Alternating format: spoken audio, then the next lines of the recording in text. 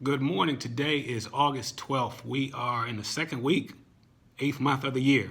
A year's flying by. So today, I'm going to talk about the art of listening. Now, I've done a video before on being a good listener before. This is going to be a little bit different. And in this video, I'm really going to talk about being an empathetic listener. Putting yourself in somebody else's shoes to the point where not only can you relate to what they're talking about, but you are actually hearing and listening to what they're going through. I want you to think back to the last time you had an issue where you really just wanted to vent.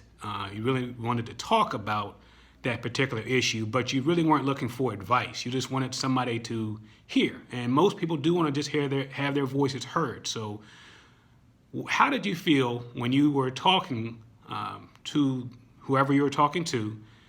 Were they listening? Were they in the midst of getting ready to cut you off as you're talking, trying to give you advice?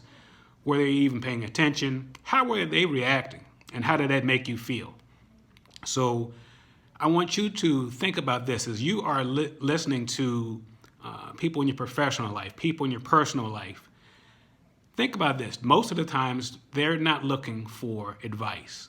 They actually want to have their voices heard, and they want to get something off of his or her chest, and they want to really release that information and release that tension so that they can move on. And the better we are at listeners, at becoming that kind of listener, the kind that actually hears what the